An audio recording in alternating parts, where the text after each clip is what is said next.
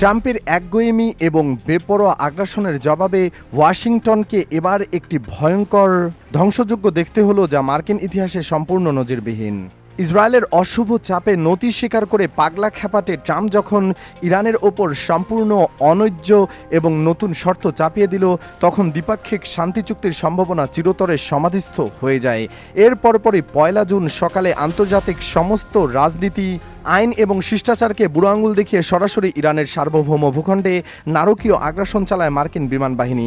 4 এপ্রিলের পর এটি ছিল ইরানি ভূখণ্ডে আমেরিকার সবচেয়ে বড় এবং অসম্পূর্ণ হামলা। মার্কিন যুদ্ধবিমানগুলোর প্রধান লক্ষ্যবস্তু ছিল ইরানের 3টি অত্যন্ত গুরুত্বপূর্ণ এবং সংবেদনশীল স্থাপনা।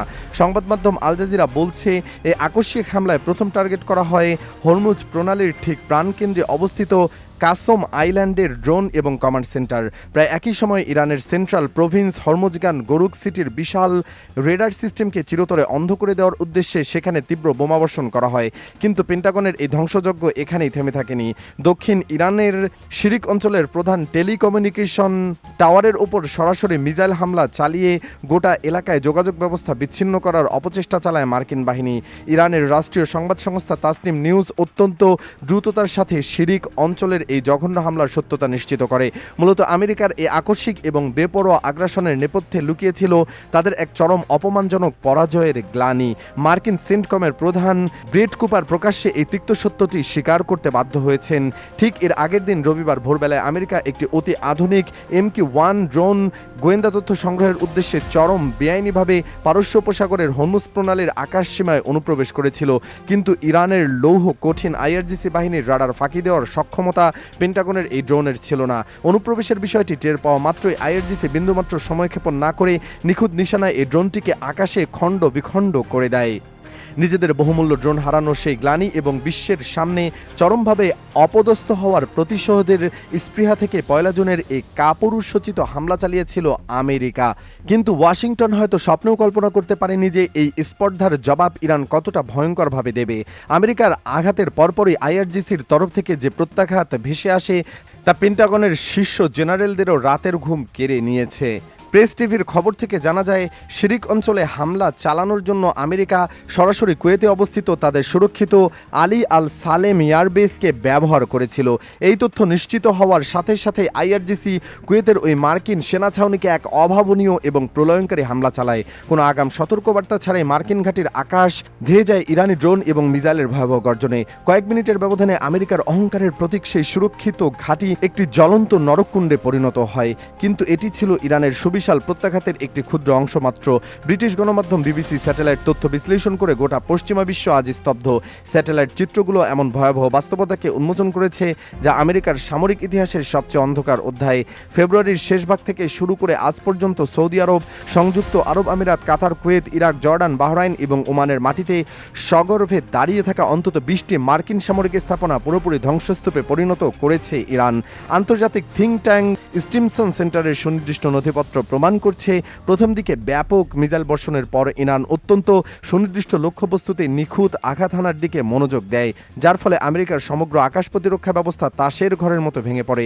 ক্ষয়ক্ষতির যে ভয়াবহ চিত্র এখন সামনে আসছে তা যে কোনো পরাশক্তির মেরুদণ্ড ভেঙে দেওয়ার জন্য যথেষ্ট। সমগ্র পৃথিবীতে আমেরিকার সবচেয়ে গর্বের আকাশ প্রতিরক্ষা ব্যবস্থা ছিল থার্ড মিসাইল ডিফেন্স সিস্টেম।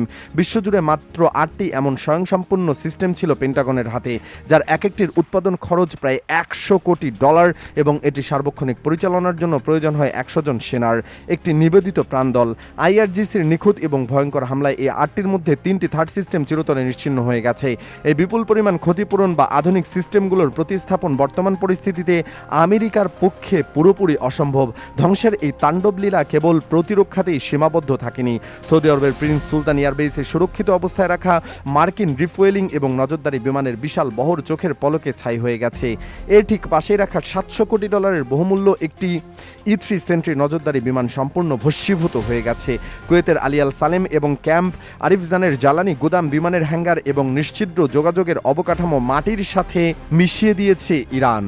পরিসংখ্যান বলছে এই প্রলয়ঙ্কারী হামলায় অন্তত 42টি মার্কিন অত্যাধুনিক যুদ্ধবিমান এবং ড্রোন চিরতরে ধ্বংস হয়ে গেছে, যার মধ্যে রয়েছে F-15, F-35 এর মতো ফাইটার জেট, 24টি MQ-9 ড্রোন এবং 10টি অ্যাটাক বিমান। পেন্টাগন আনুষ্ঠানিকভাবে অপারেশন এপিক ফিউরিতে $290 কোটি ক্ষতির কথা স্বীকার করে মুখ রক্ষার চেষ্টা করলেও খোদ মার্কিন ডেমোক্র্যাট নেতারাই এই পরিসংখ্যানকে ডাহা মিথ্যা বলে উড়িয়ে দিয়েছেন। তাদের মতে আসল ক্ষতির পরিমাণ আরও অনেক বেশি, যা মার্কিন প্রশাসন সাধারণ মানুষের কাছে গোপন করছে।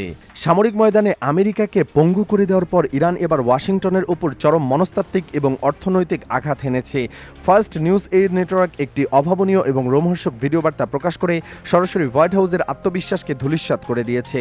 সেই ভিডিওতে মার্কিন প্রেসিডেন্ট ডোনাল্ড ট্রাম্পকে সরাসরি একজন রক্তচোষা ভ্যাম্পায়ার হিসেবে তুলনা করা হয়েছে। আর সেই গ্রাফিক্সের ঠিক উপরে স্ট্রেইট অফ হরমুজের মানচিত্র জলজলে লাল অক্ষরে লেখা ক্লোজড বা সম্পূর্ণ অবরুদ্ধ। ইরানের বার্তা এখানে অত্যন্ত পরিষ্কার এবং লঘু কঠিন।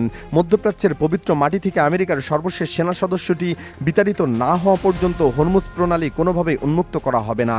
আলী আল সালেমে নিক্ষেপ করা মিসাইলগুলোর গায়ে এই চরমপত্র সেটে দিয়েছিল আইআরজিসি।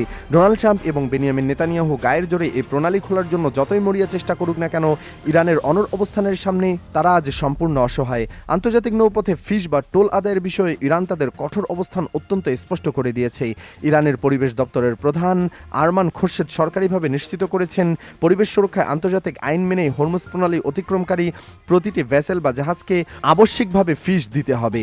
গত 29 মে টোল ফি ফাঁকি দিয়ে একটি বিদেশি জাহাজ জোরপূর্বক এই পথ ব্যবহারের অপচেষ্টা করলে আইআরজিসি সরাসরি সেটি নিয়ন্ত্রণে নিয়ে নেয়। পশ্চিমা মিডিয়া এবং কিছু ইউটিউব চ্যানেল সম্প্রতি মন গড়া অপপ্রচার চালাচ্ছিল যে ইরান নাকি টোল নেওয়া বন্ধ করে দিয়েছে, কিন্তু ইরানের সরকারি কর্তৃপক্ষ অত্যন্ত কড়া ভাষায় এই ভিত্তিহীন তথ্য উড়িয়ে দিয়েছে।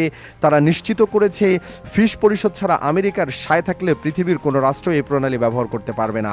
হরমুজ প্রণালীর একচ্ছত্র এবং নিরঙ্কুশ নিয়ন্ত্রণ কেবল ইরানের হাতে সুরক্ষিত রয়েছে। মধ্যপ্রাচ্যের এই জ্বলন্ত বারুদের স্তূপে ক্রমাগত ইন্ধন যোগাচ্ছে ইসরায়েল। লেবাননের লিটানি নদী পর্যন্ত যে সীমানাকে এতদিন বাফার জোন হিসেবে ধরা হতো, ইসরায়েল চরম অধ্যত্বের সাথে তা অতিক্রম করেছে। সরাসরি বেরুতে শহরতলিতে এখন ভয়াবহ বোমাবর্ষণ চলছে, আর প্রতিদিন সাধারণ মানুষের লাশের সারি দীর্ঘ থেকে দীর্ঘতর হচ্ছে। একদিকে ইসরায়েলের এই বর্বরোচিত এবং অমানবিক হামলা, অন্যদিকে ইরানের ভূখণ্ডে আমেরিকার সরাসরি আগ্রাসন। এই দুইয়ের কড়া জবাবে ইরান তাদের চূড়ান্ত সিদ্ধান্ত বিশ্ববাসীকে জানিয়ে দিয়েছে। ওয়াশিংটনের প্রতি তেহরানের বার্তা একেবারে সুস্পষ্ট। লেবাননে ইসরায়েলের অবিলম্বে হামলা বন্ধ করে পূর্ণাঙ্গ সিজফায়ার বা যুদ্ধবিরতি কার্যকর না করলে আমেরিকার সাথে কোনো প্রকার শান্তি চুক্তির টেবিলে ইরান বসবে না। আমেরিকা এবং ইসরায়েলের এই যৌথ আগ্রাসন গোটা মধ্যপ্রাচ্যকে এমন এক ভয়াবহ যুদ্ধের দিকে ঠেলে দিয়েছে, যেখান থেকে ফিরে আসার আর কোনো পথ অবশিষ্ট নেই। বৃষ্টির সুরক্ষিত ঘাঁটি হারিয়ে শত শত কোটি ডলারের অত্যাধুনিক সামরিক সরঞ্জাম খুইয়ে আমেরিকা আজ এক চরম পরাজয়ের সামনে দাঁড়িয়ে। যুদ্ধবিরতির কোনো আনুষ্ঠানিক ঘোষণা না থাকলেও ইরান প্রতিটি নিখুঁত মিসাইল আঘাত আজ মার্কিন আধিপত্যের কফিনে শেষ পেরেকটি সজোরে পুঁতে দিচ্ছে। মধ্যপ্রাচ্যের নিয়ন্ত্রক এখন আর ওয়াশিংটন নয়, বরং তেহরান।